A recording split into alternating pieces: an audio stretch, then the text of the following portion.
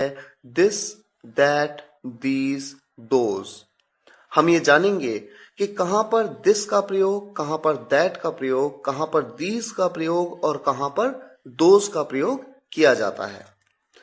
देखिए, सिंगुलर और प्लूरल, एक वचन और बहुवचन के बारे में आपने पिछले वीडियो लेक्चर में समझ लिया है। अगर सब्जेक्ट या ऑब्जेक्ट पास है और सिंगुलर है तो दिस, अगर दूर है और सिंगुलर है तो दैट, अगर पास है और प्लूरल है तो दीज, अगर दूर है और प्लूरल है तो दोज का प्रयोग करना होगा। आपकी स्क्रीन पे सिंगुलर के नीचे लिखा है पास है तो दिस, दूर है तो दैट। प्लूरल के नीचे लिखा है पास है तो दीज, दूर है तो दोज। इसे रट लीजिए, इसे याद कर लीजिए, आपको बिल्कुल दिक्कत नहीं होगी समझने में। आइए कुछ एग्जाम्पल्स देखते हैं। मैंने कहा यह किताब पास है या दूर है? सोचिए, अगर दूर होती तो मैं यह किताब थोड़ी कहता, मैं कहता वह किताब। मैंने कहा यह किताब पास है और कितनी है, एक है या एक से ज्यादा है? अगर ज्यादा होती तो मैं कहता किताबें, मैंने कहा किताब। यानी ये एक है यानी सिंगुलर है और पास है तो मैं कहूंगा दिस बुक।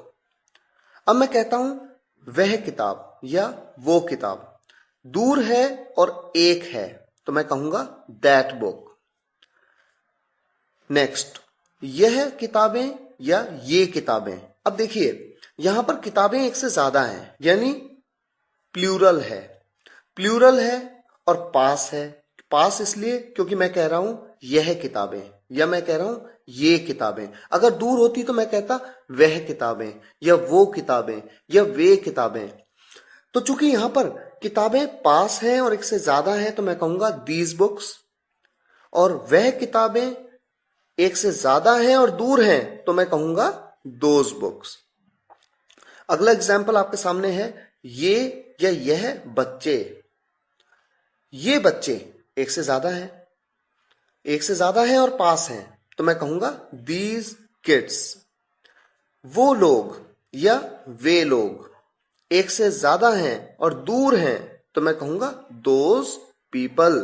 अगर सोचिए, ये लोग अगर पास होते तो मैं ये थोड़ी कहता वो लोग, मैं कहता ये लोग। अगर मैं कहता ये लोग तब बोलता दीज पीपल। अभी मैं कह रहा हूं वो लोग तो मैं कहता हूं दोज पीपल। अब सोचिए, आपके सामने कहीं पे सब्जेक्ट लिखा है ये मछलियां, किसी सेंटेंस में लिखा है ये मछलियां अच्छी हैं। अब सोचिए, ये मछलियां एक से ज्यादा हैं, पास हैं, तो जो पास हो और एक से ज्यादा हो आप क्या यूज करते हैं यहां पर? दीज। तो आप कहेंगे ये मछलियां के लिए दीज फिशेस। इस तरह से आप खूब प्रैक्टिस करिए और जब आपके सामने आते हैं जहां पर दिस, दैट, दीज, दोस का प्रयोग होता है तो जरूर सोचा करें कि ये पास है या दूर, और ये भी सोचा करें कि ये सिंगुलर है या प्लूरल। और जहां आपको ये क्लियर हो गया कि ये पास है और सिंगुलर है तो वहां पर आप दिस लगा देंगे। अगर पास है और प्लूरल है तो दीज लगा देंगे। अगर दूर है और सिंगुलर है तो दैट, और अगर दूर है और प्लूरल है तो दोज लगा देंगे। इस बात को अच्छी तरह से रट लीजिए। हमें उम्मीद है कि आपने इस लेक्चर में कुछ बेसिक जानकारी समझी है दिस, दैट, दीज, दोज के बारे में।